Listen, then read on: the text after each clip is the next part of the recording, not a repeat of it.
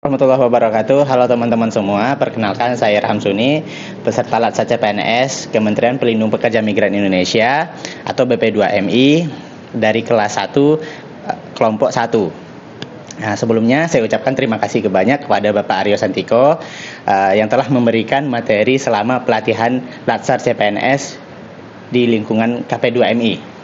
Nah, pada kesempatan kali ini saya akan mempresentasikan pengalaman pembelajaran Anggada 1 mulai dari modul 1, 2, dan 3. Oke, kita mulai dari modul yang pertama nih gitu.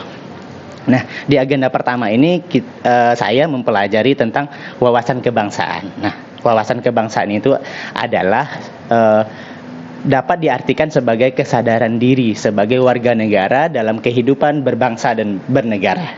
Dari materi ini ada beberapa poin penting yang bisa kita garis bawahi. Pertama, bagaimana sejarah pembentukan bangsa Indonesia, di antaranya tentang pendirian Budi Utomo tahun 1908, Kongres Pemuda Kongres Pemuda pada tahun 1926 dan 1928. Dan juga ada pembentukan BPUPKI, Badan Persiapan Usaha Kemerdekaan Republik Indonesia pada 1 Maret 1945. Selain itu, saya sebagai warga negara Indonesia juga harus memahami makna dari Pancasila sebagai ideologi negara demi keberlangsungan hidup berbangsa dan bernegara demi keutuhan bangsa negara Indonesia. Nah, pada agenda 1 modul 2 ini saya mempelajari terkait isu kontemporer. Sebagai ASN, kita harus paham betul terkait fungsi dan tugas ASN sendiri dalam undang-undang. Nah, ada 3 fungsi dan tugas ASN. Pertama, melaksanakan kebijakan publik.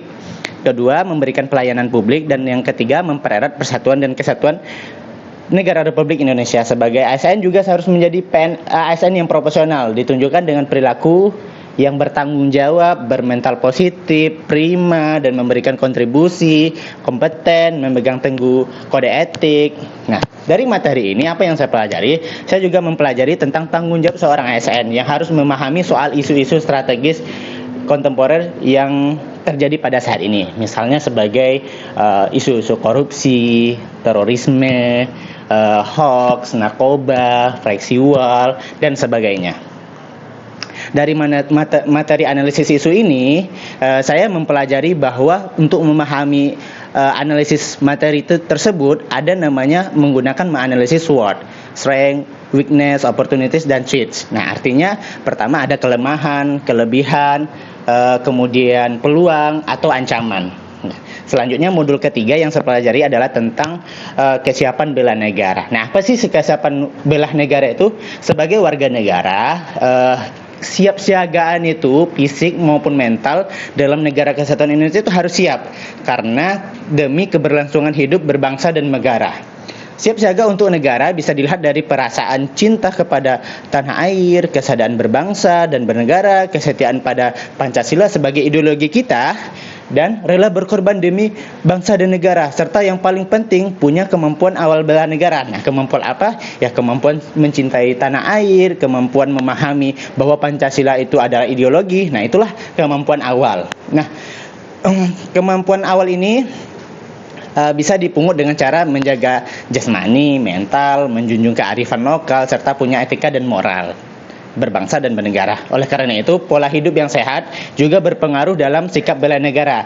Tidak hanya bela negara saja, namun demi produktivitas kinerja dalam melaksanakan tugas dan jabatan sebagai ASN.